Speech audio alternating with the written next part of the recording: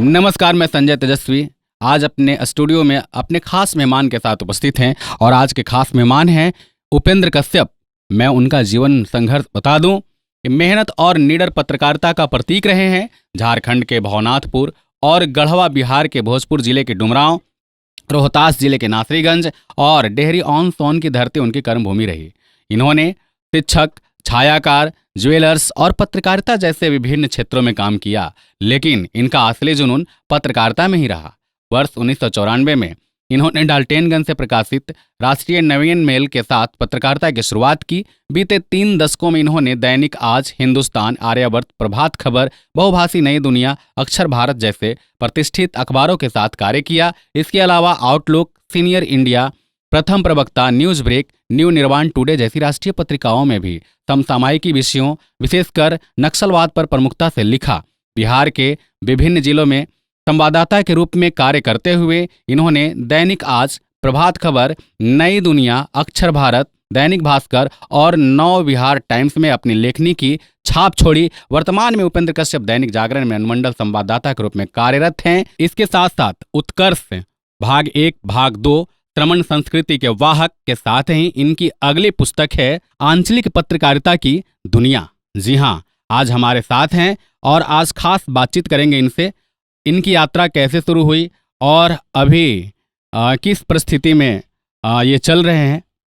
नमस्कार भैया, आपका इस स्टूडियो में, खासकर हमारे चैनल फेस्ट विद गेस्ट में आपका स्वागत है। धन्यवाद। कुछ प्रश्न है आपसे और सबसे पहला प्रश्न है कि आपका पैतृक गृह से दाऊद नगर तक की यात्रा कैसे हुई? क्योंकि हम लोग जानते हैं कि आपका पैतृक गृह यहाँ नहीं था। दारानगर रोहतास जिले का एक गांव है, नौहट्टा प्रखंड है। और गांव का परिचय अगर देना हो तो आपने सुना होगा, दर्शक भी जानते होंगे कि जब बिहार में नक्सल का दौर था तो डबुआ मोड़ पर पूरे पुलिस महकमे की जीप को उड़ा दिया गया था। कई पुलिस पदाधिकारी मारे गए थे। उस घटना स्थल से बमुश्किल कुछ किलोमीटर की दूरी पर है दारानगर गांव। नीचे गांव है, ऊपर आपको पहाड़ दिखेगा, सामने रोहतास किला दिखेगा। प्रकृति के गोद में है, एक तरफ सोन और दूसरी तरफ कैमूर पहाड़, बीच में दारानगर गांव है। अगर दर्शकों ने मोहन बिंद का नाम सुना होगा, कुख्यात नक्सली डकैत, तब नक्सल का जन्म नहीं हुआ था। अच्छा। कैमूर पहाड़ का उसको राजा कहा जाता था, राजा साहब ही उसका संबोधन था। वो भी मेरे गांव की तरफ कई बार आ चुके थे। तो गांव मेरा समृद्ध तब तक रहा जब तक, अब तो झारखंड का हिस्सा हो गया, जपला सीमेंट फैक्ट्री और बिहार का डालमिया नगर उद्योग समूह और आपको Banjari cement factory, Kalyanpur cements करके जब आता था तब वो गांव समृद्ध हुआ करता था। गांव में नौकरियां थी, रोजगार थे। लेकिन जब जपला बंद हो गया, बंजारी सीमेंट फैक्ट्री बंद हो गया, डालमिया नगर बंद हो गया, तो पलायन के अलावा कोई विकल्प नहीं बचा था। जो जितनी जल्दी दारानगर गांव छोड़ के निकल गया वो उतना कम कष्ट भोगा। तो एक लंबी यात्रा रही है। हम भी वहाँ से निकले, भवनाथपुर गए, मैं डुमरांव में भी शिक्षक के रूप में काम किया। तो कई यात्राएं हैं, यात्राएं लंबी हैं। सबसे पहली बात यह है कि आपके पास कैरियर के लिए बहुत सारे ऑप्शन थे। आप डॉक्टर, इंजीनियर या कुछ भी बन सकते थे पढ़ाई के में, लेकिन आपने पत्रकारिता को चुना। तो पत्रकारिता की शुरुआत कब की और कैसे की है?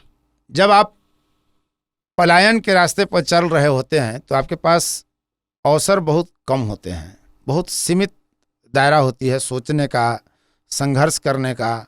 आप कुछ बड़ा नहीं सोच पाते हैं। तो आपने जैसा कि इंट्रो में बताया भी कि हमने कई काम किया। उस सिलसिले में जब मैं दाऊदनगर अस्थायी रूप से रहने लगा और रोजगार की तलाश थी, तब डेहरी में सोन माटी का प्रकाशन हुआ करता था और मैं अपनी जज्बात लिखने के लिए सबसे पहले मैं कवि बना। अच्छा। मैंने कविताएं लिखी और जब कविताएं छपनी शुरू हुई तो सोन माटी में मैं भेजा और छप गया। सोन माटी का वार्षिकोत्सव का कार्यक्रम था, कृष्ण किसले जी उसके संपादक थे, अब वो नहीं हैं। पत्रकारिता में लाने वाले मेरे श्री कृष्ण किसले जी ही हैं। डेहरी बीएमपी में एक कवि हुआ करते थे, सहायक समादेष्टा के पद पर IS जाजिब गाजी पूरी उनका नाम था। अच्छा। तो उनका मैंने इंटरव्यू लिया ये 94 से पहले की घटना है। उसके बाद वो सोनमाटी में छपता है। उस समय आप पत्रकारिता से जुड़ गए थे? पत्रकारिता से नहीं कहिए जुड़ना, मैं बतौर लेखक में कहा कि मैं कवि बन गया था। अच्छा, तो अपनी आपको इंटरव्यू भावनाएं देने व्यक्त के लिए करने लगा। इंटरव्यू देने के लिए वो कैसे फिर तो तैयार हुए? हाँ, वो संबंध, चूंकि कविता संकलन उनका आया था तो उन्होंने अपना काव्य संकलन मुझे दिया। मैं भी उस समय कवि ही था। अच्छा। तो मेरी कविताएं वो पढ़ते थे, उनकी कविताएं मैं पढ़ता था। मोबाइल का युग था नहीं, इंटरनेट नहीं आया था, तो छपी हुई चीज़ें ही महत्वपूर्ण थी। इसीलिए शायद किसी ने कहा होगा कि छपे हुए शब्द और वाक्य ब्रह्म होते हैं। तो संबंध वहाँ से उनसे बना। उनका मैंने एक इंटरव्यू लिया, चूँकि साहित्य में मैं था तो साहित्यिक इंटरव्यू था। पत्रकारिता से बहुत उस समय लेना देना नहीं था। सोनमाटी में वो इंटरव्यू छपा। इसी बीच 1994 में सुरेश बजाज जी लेकर आते हैं, राष्ट्रीय नवीन मेल का प्रकाशन शुरू करते हैं डाल्टनगंज से। तब बिहार झारखंड एक ही था। उसका रिपोर्टर की तलाश शुरू हुई तो कृष्ण किसले जी ही उसके रोहतास के और मगध के कही और शाहबाद के इंचार्ज बने, प्रभारी। उनके जिम्मे मिला कि पत्रकारों को आप खड़ा करें, नए पत्रकार बहाल करें। मुझे ऑफर मिला और मैं राष्ट्रीय नवीन मेल विजयादशमी के दिन उसका इनॉग्रेशन हुआ था। मुझे याद है वो क्षण जब देश के गृह राज्य मंत्री हुआ करते थे सुबोधकांत सहाय, कांग्रेस के नेता थे, और उन्होंने ही पहला अंक उसका प्रसारित किया था राष्ट्रीय नवीन मेल का। अच्छा, प्रारंभ से जब आप शुरुआत किए थे पत्रकारिता, लगभग 1994 की आप बात बता रहे हैं, तब से लेकर के अभी तक में आप क्या क्या बदलाव देखे? देखिए, 3 दशक में क्या कुछ नहीं बदल गया। जो था वो अब रहा नहीं, और जो है उसकी भी गारंटी नहीं कि ये कब तक रहेगा।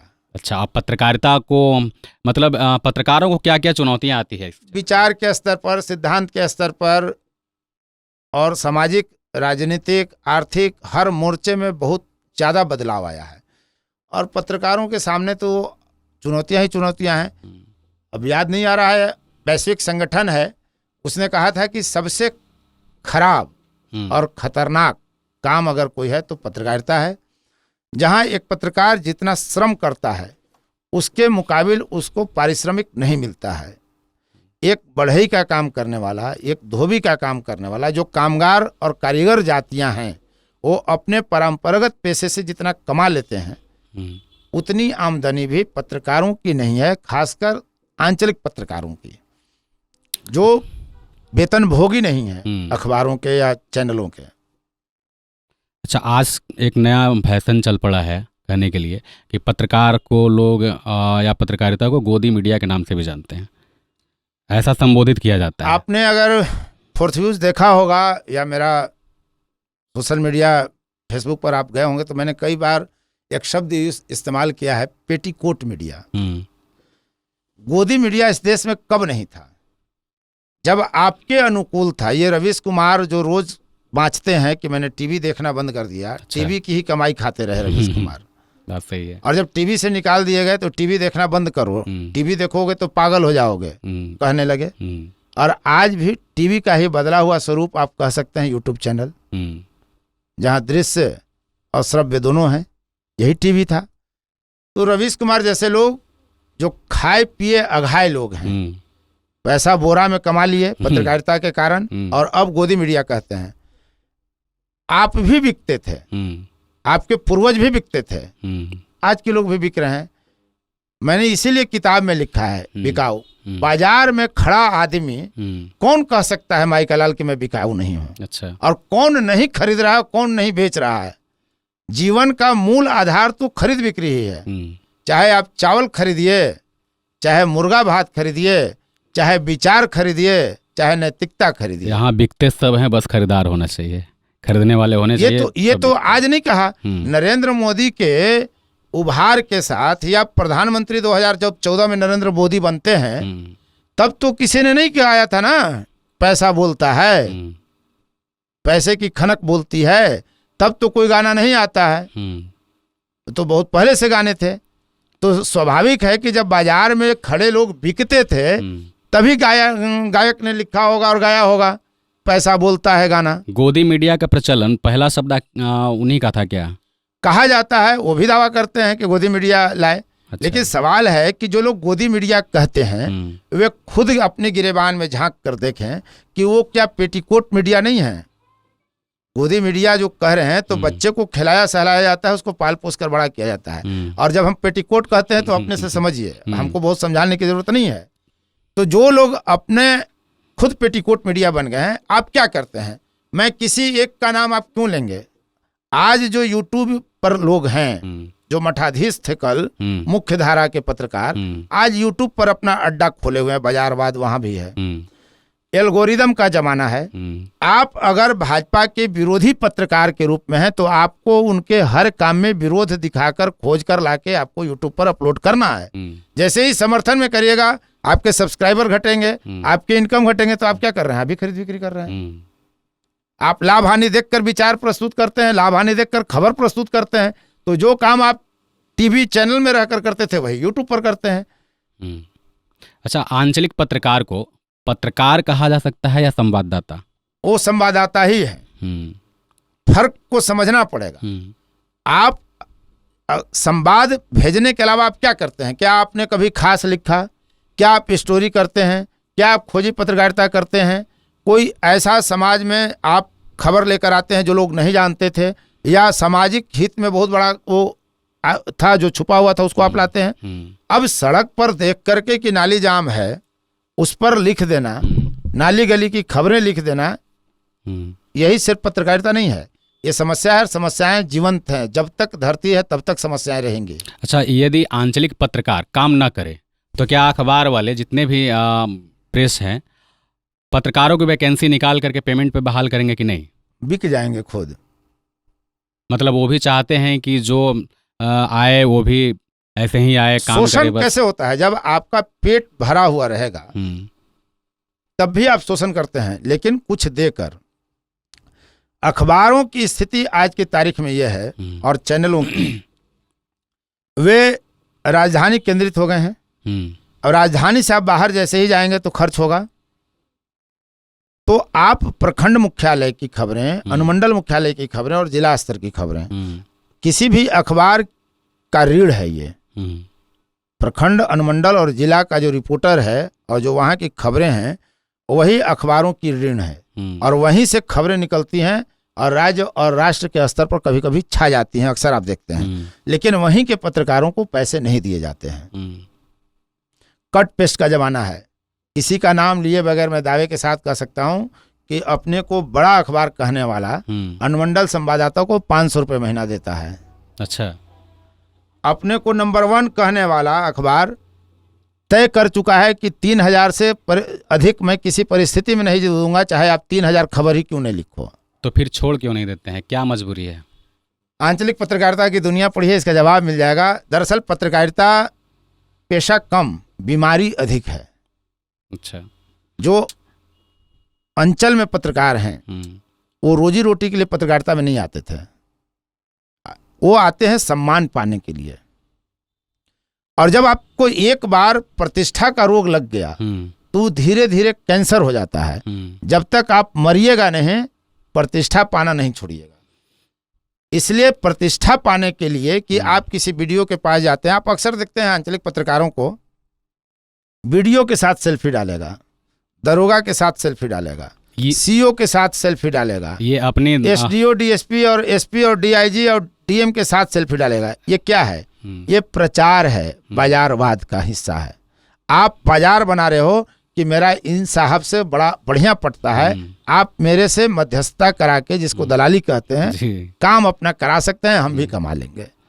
वरना आप ये सोचने की चीज है कि जो जिस पेशे में, जैसे मान लीजिए आप पेशे से टीचर हैं, तो क्या वहां का हेडमास्टर आपको नहीं पहचानेगा? क्यों नहीं पहचानेगा? तो फोटो सेल्फी डाल के प्रचार करने की क्या जरूरत है? हाँ, कुछ अच्छा काम करें तो एक बात बनती है।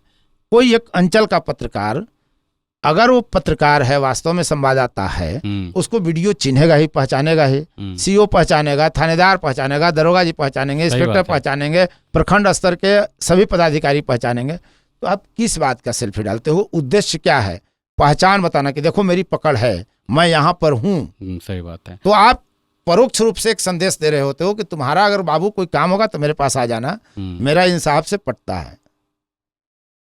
एक और सवाल है, जैसे कि आपकी ही किताब में मैंने पढ़ा है कि मीडिया को चौथा स्तंभ कहने वाले ये जान लें कि संविधान में इसका कोई जिक्र नहीं है, कोई चौथे जिक्र नहीं स्तंभ है। का। आर्टिकल 19 है, जो अभिव्यक्ति की आज़ादी आपको है वही अभिव्यक्ति की आज़ादी मुझको है। मैं लिख के अपनी बात को अभिव्यक्त करता हूँ, आप बोल के करते हैं। जो अधिकार जनता को है, ये अधिकार मुझे है। क्या संविधान ने चौथा स्तंभ आपको लिख के कहा है क्या? कोई छूट है क्या पत्रकारों को? हाँ, पत्रकार, चूंकि आप छुटभैया नेता को भी देख लीजिए, थानेदार गिरफ्तार कर पाता है क्या? इसलिए कि उसके साथ जनता है, उसके साथ एक दल है। वही हाल पत्रकारों का है, उसका एक संगठन है, उसके साथ एक संस्था जुड़ी हुई है, उसके साथ जनता का लगाव है, चूंकि वो जन मुद्दों को उठाता है। यही उसकी है। ऐसा थोड़ी है कि आर्टिकल 19 से अलग आपको पत्रकारों को कोई तोप थमा दिया गया है, वो दौर गया। हाँ, हम पत्रकार चूंकि मुखर होता है, बुलक्कड़ होता है, बोल लेता है, लिख लेता है, अपनी बातों को रख सकता है, जनता की बातों को रखता है, यही उसका है। इसके चलते लोग उसको थोड़ा विशेष सम्मान दे देते हैं। अच्छा, क्या है कि आंचलिक पत्रकारों को आपने लिखा है कि निकाले जाने का भय होता है, हमेशा भय है। आप भी अगर टीचर, आप जैसे टीचर हैं तो आप एक परमानेंट शिक्षक है, उसको निकाले जाने का डर कम रहता है। और एक नियमित है, नियोजित है, उसको कम रहता है। और कोई वही शिक्षा का काम करने वाला व्यक्ति अगर किसी निजी स्कूल में है तो उसको कभी भी निकाला जा सकता है। तब तो बात हुई कि जो मीडिया हाउस, मान लीजिए कि हम कुछ लिख कर भेजे, तब तो मीडिया हाउस को पसंद नहीं होगा, तो फिर नहीं संवाददाता का काम ही है लिख कर भेज देना, छापना काम नहीं है। पहली बात एकदम ये क्लियर कॉन्सेप्ट रखिए दिमाग में। संवाददाता का काम है संवाद भेजना, संवाद देने वाला, सूचना देने वाला। कोई इंपॉर्टेंट ही खबर है और हम भेज रहे हैं, इसीलिए आप अखबारों में देखते होंगे कहीं संवाद सूत्र लिखा हुआ, कहीं लिखा रहता है संवाद सहयोगी। यानी आप संवाद भेजने का काम करते हैं, छापना काम आपका नहीं है। छापना मीडिया हाउस का काम है, वो तय करेगा कि उसके हित जहाँ टकरा रहे हैं वो थोड़े ही लिखेगा। अच्छा, एक और सवाल है कि जो विज्ञापन दाता होते हैं उनके खिलाफ का यदि कोई न्यूज हो तो वो अखबारों में छपती है या नहीं? जो विज्ञापन दे रहे हैं। जवाब देने से बेहतर है मास्टर साहब कि अगर आप शिक्षक के अलावा भी कोई एक्टिविटी आपकी अच्छी है तो आपको मान सम्मान ज्यादा मिलता है कि नहीं मिलेगा? मतलब बुरी खबर वालों को नहीं चलेगा। तो आप ये कहाँ नहीं है? तब तो फिर हम विज्ञापन, ये आरोपित करने का हथकंडा क्यों इसको बना रहे हैं? हर जगह यही होता है। अगर एक शिक्षक पढ़ाने के अलावा संगीत भी जानता है, बच्चों का मेकअप भी जानता है, तो सांस्कृतिक कार्यक्रम होंगे तो शिक्षक की पूछ अधिक होगी। अगर एक शिक्षक कंप्यूटर ज़्यादा जानता है तो जहाँ कंप्यूटर मैन की जरूरत होगी वहाँ उनको ज़्यादा पूछ होगा। अगर आप और अधिक काबिल हैं, व्यवहार कुशल हैं, तो आपको बीओ भी जानेगा और डीओ भी जानेगा। वही चीज़ वहाँ है, जो जिससे जिसका हित सध रहा है। अगर आप बेहतर काम कर रहे हैं, पढ़ाने के अतिरिक्त भी अगर आप बेहतर हैं या बेहतर शिक्षक भी हैं, तो आपकी थोड़ी बहुत गलतियों को इग्नोर किया जाता है। वही चीज़ यहाँ फंडा है। जो विज्ञापन दाता है उनमें नुस्ख नहीं खोजा जाता है, लेकिन अगर प्राथमिकी होगी तो खबरें छपती हैं। प्राथमिकी खबरें छपेंगी। क्यों? अगर कोई विज्ञापन दाता क्या हत्या कर देगा तो उसकी खबर अखबार नहीं छपता है? छपता है, लेकिन थोड़ी बहुत गलतियों को छुपाया जाता है। अब कहीं मारपीट हुई अनावश्यक, आप खबर लिखिए, घटना घटेगी, खबर छपेगी। घटना होगी तब तो आखिर अखबार चलेंगे कैसे? उनको विज्ञापन चाहिए। आंचलिक पत्रकारों को क्या मिलता है? विज्ञापन का कमीशन। तो भैया 15 से 20% कमीशन मिलते हैं, विभिन्न संस्थानों में अलग अलग है। एक प्रखंड का रिपोर्टर इतना भी श्रम कर लेगा तो 1 लाख, 2 लाख, 2.5 लाख, 3 लाख का एक साल में विज्ञापन कर पाएगा। अच्छा, साल में तो और कितना कर लेगा? किस प्रखंड की कुवत है कि दे देगा आपको 2 लाख और 3 लाख रुपया हर महीने? अच्छा, एक कहावत है कि पुलिस से न दोस्ती अच्छी न दुश्मनी, तो क्या यह कहावत पत्रकारों के लिए भी हो सकती है क्या? पुलिस कभी किसी की नहीं होती है। पत्रकार और पत्रकार क्या? जैसे पुलिस है कि कभी किसी की नहीं है, तो पत्रकार किसी के हैं क्या?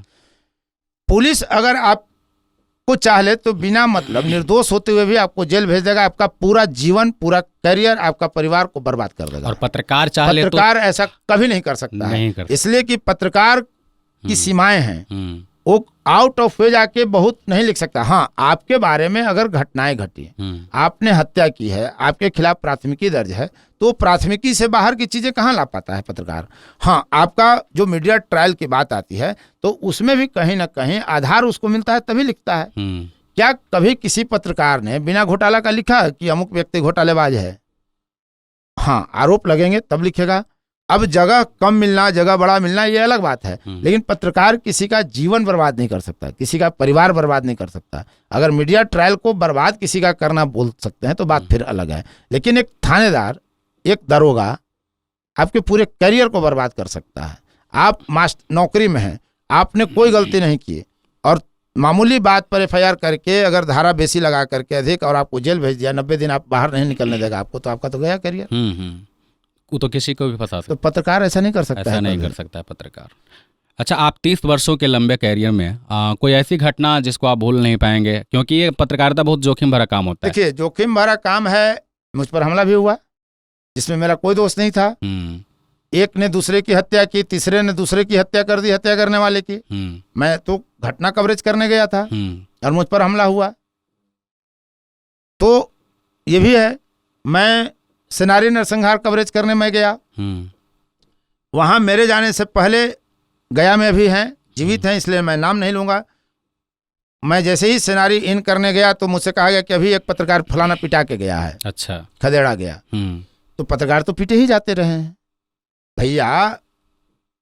जो लोग ये कहते हैं कि पत्रकारिता बिक गई है, अखबार पहले छपकर बिकते थे, अब बिक कर छपते हैं अखबार, जरा उनसे पूछे कि पत्रकारिता उनको पसंद है? धरती पर एक आदमी बताइए जिसको पत्रकारिता वास्तव में पसंद हो। हाँ, वो तभी तक पसंद है जिसमें वो शामिल नहीं है। अगर उसके अनुकूल आप छाप रहे हैं तो बहुत बढ़िया पत्रकार हैं, जैसे ही उनके खिलाफ कोई बातें गई तो आप खराब पत्रकार हो गए। अच्छा बुरा क्या होता है? पत्रकार क्या होगा? अगर पत्रकारिता आप करेंगे तो अच्छा किसे रहेंगे? किसी पत्रकार की प्रशंसा अगर नेता करे, अगर अधिकारी करे तो बढ़िया कैसे होगा? हमको कोई समझा दे। सही बात है। पत्रकार का काम क्या है? समाज में जितनी बुराइयां हैं उसके किसी न किसी सिरे से नेता जुड़ता है, उसके किसी न किसी सिरे से व्यवस्था जुड़ती है, कभी पुलिस वाला जुड़ता है, कभी सिविलियन जुड़ता है। तो वो आपकी प्रशंसा कैसे करेगा? अगर कोई SDO, कोई DSP, कोई BDO, कोई CO, कोई विधायक, कोई सांसद किसी पत्रकार की तारीफ कर रहा है तो दो कारण है, या तो जाति एक है या विचार एक है। और भय क्या? नेता को क्या भय होगा पत्रकार से? ये अब गया दौर, वो दौर गया जब पत्रकारों का जलवा होता था। मुझे घटना याद है, मैं किसी सिलसिले में पटना के एक थाने में बैठा हुआ था, तो एक दारोगा जी बात कर रहे थे अपने स्टाफ से कि अरे उस पत्रकार का मैं नाम नहीं लूँगा, मैं उस चैनल वाले को, कि वो पत्रकार आता है और तुम लोग बात करते रहो तो उसको घुसने मत देना अंदर। तो यानी कि वो डर रहा जलवा नहीं है। आप क्या तीसरे किसी भी व्यक्ति के पास आप बात करते हैं कि हम घूस लेंगे, वो क्या बात मना कर रहा था? यानी वैसी बात मत उसके पास बोलो जिसको छुपाई जानी चाहिए। और पत्रकार का काम क्या है? खबर वह नहीं है जो दिखाई जाए, बताई जाए, खबर वह है जो छुपाई जाए और उसको पत्रकार लाए, वही खबर है। अगर हमको DSP और SDO बुला के कहते हैं कि मैंने ये उपलब्धि, आज तक क्या किसी पदाधिकारी ने कभी पत्रकारों को बुलाकर कहा कि मैं पीटा गया? क्या किसी पदाधिकारी ने कहा कि मैं अमुक गांव में ये कार्रवाई करने गया और जनता ने हमला किया? वो क्या बताता है? मैं गया, इतना गोला बारूद जमा किया, बरामद किया, इतना दारू बरामद किया, इस मामले में इस व्यक्ति को गिरफ्तार किया, इसकी कुर्की जब्ती की। पीटे जाते हैं जब, तो कौन बताता है? जनता। इसलिए पत्रकार जनता का होता है और होना चाहिए, और जनता ही हम लोगों को खबरें देती है। आप लोग 24 घंटे काम करते हैं, 7 दिन, तो कभी पता चलता है कि यहाँ से 20 किलोमीटर दूर बैठे, 15 किलोमीटर दूर बैठे घटना घटी और आमजन को पता नहीं चलती है और आप लोग को पता चल जाता है कैसे? होली का दिन था और एक जगह आग लग गई।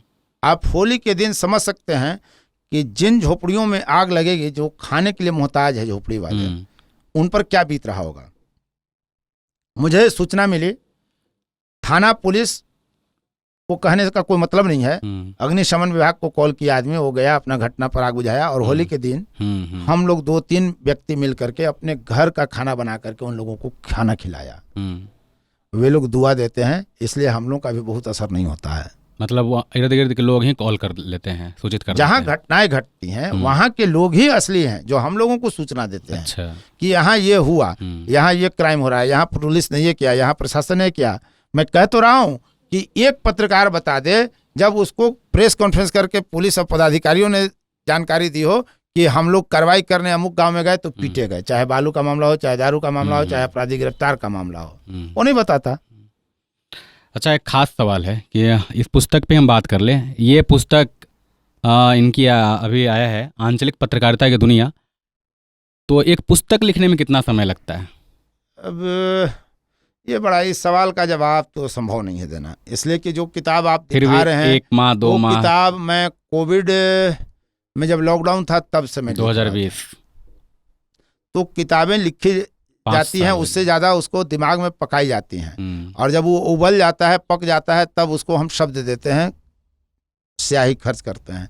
तो किताब लिखने में कितना वक्त लगेगा कौन जानता है। अभी से ही मेरे दिमाग में 4-5 किताबें और हैं, दिमाग में हैं, अभी उसका एक शब्द मैंने नहीं लिखा है। इतनी व्यस्तता में भी कैसे लिख लेते हैं? मैं कहा ना कि मैं लिखता नहीं हूँ, दिमाग में पहले उसको पकाता हूँ, वो पकते जाता है, पकते जाता है। जिस दिन मूड सनकेगा बैठ जाएंगे, लिखने लगेंगे। उसके लिए समय निकालना पड़ता है। आप एक बैठकी में एक लेख नहीं लिख पाता है कभी कभी आदमी। पत्रकारिता का काम तो ऐसा है, 24 घंटे आदमी व्यस्त रहता है, उसमें भी किताब लिख लेना बहुत करना बड़ी बात पड़ता है। अगर आपको, मैं कहा ना कि कुछ खास अगर अलग आपको पहचान बनानी है तो कुछ करना होगा। कोई बात नहीं। बहुत बहुत धन्यवाद, आप हमारे इस स्टूडियो में आए, समय दिए।